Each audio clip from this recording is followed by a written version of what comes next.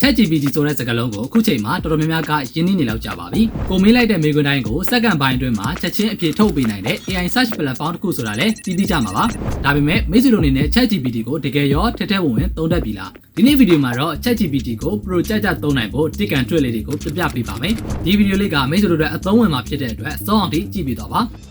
ChatGPT ကိုသွားတဲ့နည်းကတော့ Chrome ကနေ ChatGPT လို့ရိုက်ရှာလိုက်ဒါဆိုရင်တော့ပထမအဆုံးတွေ့တဲ့ OpenAI ဆိုတဲ့ website ထဲကိုဝင်လိုက်ပါအဲ့ဒီထဲမှာ Try ChatGPT ဆိုတာကိုနှိပ်လိုက်ပါအဲ့ဒီမှာပထမအဆုံးစသုံးတာဆိုရင်တော့ Google account တစ်ခုနဲ့ login ဝင်ပေးရပါတယ်ဒါဆိုရင်တော့ ChatGPT ကိုစသုံးလို့ရပါပြီပထမအဆုံးအနေနဲ့ ChatGPT မှာစာသားအရှည်ကြီးတွေကိုစက္ကန့်ပိုင်းအတွင်းအနှစ်ချုပ်ခိုင်းလို့ရပါတယ်မိတ်ဆွေတို့က website ကနေစာအရှည်ကြီးရေးထားတဲ့ဟာကိုအနှစ်ချုပ်လေးပဲဖတ်ချင်တယ်ဆိုရင်အဲ့ဒီ website link ကို copy ကူးလိုက်ပါ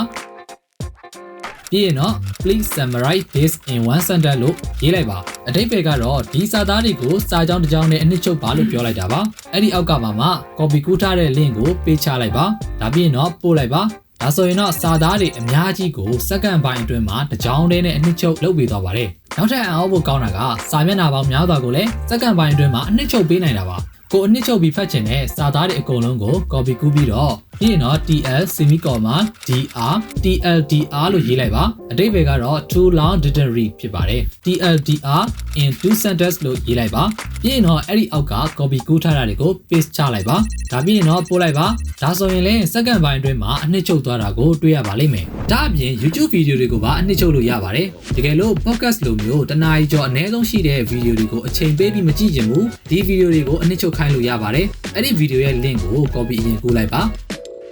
ပြီးရင်တော့ summarize this video in one sentence လို့ရိုက်လိုက်ပါပြီးရင်တော့အဲ့ဒီအောက်ကနေပြီးမှခုနက copy ကူးခဲ့တဲ့ link ကို paste ချလိုက်ပါဒါအပြင် title လေးပါရေးပေးလိုက်ပါဒါပြီးရင်တော့ပို့လိုက်ပါဒါဆိုရင်တနားရီကျော်ကြာတဲ့ဗီဒီယိုတွေကအကြောင်းအရာတွေကအဓိက main အချက်တွေကိုပဲအနှစ်ချုပ်ပြသွားတာကိုတွေ့ရပါလိမ့်မယ်နောက်တစ်ခုကတော့ ChatGPT ကိုမိတ်ဆွေတို့ကြိုက်တာသင်ခိုင်းလို့ရပါတယ်ဥပမာ guitar တီးနီးသင်ပေးပါလို့ရေးကြည့်ပါ teach me guitar အဲ့ဒါဆိုရင် guitar တီးနီးကိုအခြေခံကနေအသေးစိတ်သင်ပေးပါတော့တယ်လက်ရဲ့အနေအထားဘယ်လက်ချောင်းကဘယ်နေရာမှာထားရမလဲအဲ့လိုကနေအစင်းစင်းသင်ပေးတော့တာပါ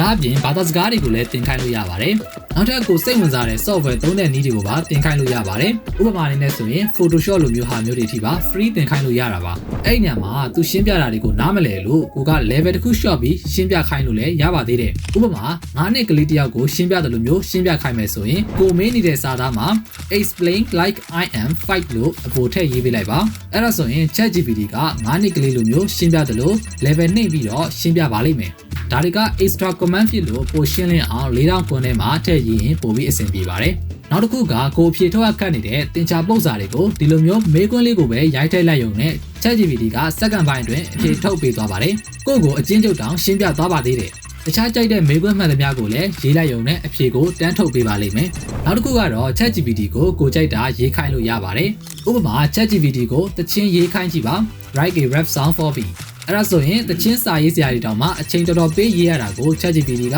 စက္ကန့်ပိုင်းအတွင်းရေးပြသွားပါလိမ့်မယ်ကိုကြိုက်တဲ့ကြပြားတွေကိုပဲရေးခိုင်းမလား email တွေကိုပဲရေးခိုင်းမလားနောက်ဆုံး computer program တွေအထိပါရေးပေးအောင်ပါဥပမာ write a game with Java ဆိုပြီးတော့ Java programming language ကိုသုံးပြီးတော့ game ရေးခိုင်းကြည့်မယ်ဆိုရင်လည်းစက္ကန့်ပိုင်းအတွင်း code တွေတန်းရေးပေးပါတော့တယ်ဒါတွေက ChatGPT မှာရှာတဲ့နည်း Tick and Trick တွေကတချို့ပဲဖြစ်ပါတယ်ဒီနေ့ဗီဒီယိုလေးကိုကြိုက်တယ်ဆိုရင်တော့ like ပေးခဲ့ပါ comment မှာလည်း okay လို့ရေးခဲ့ပါကျွန်တော်တို့ idea knowledge share မှာလေ့လာနိုင်တဲ့ online သင်တန်းတွေကိုဒီ video description မှာရေးပေးထားပါတယ် IDK online class ဆိုတဲ့ Facebook page မှာလာရောက်အနံ့နိုင်ပါတယ်နောက်တဲ့ဗီဒီယိုမှာပြန်တွေ့ပါမယ် bye bye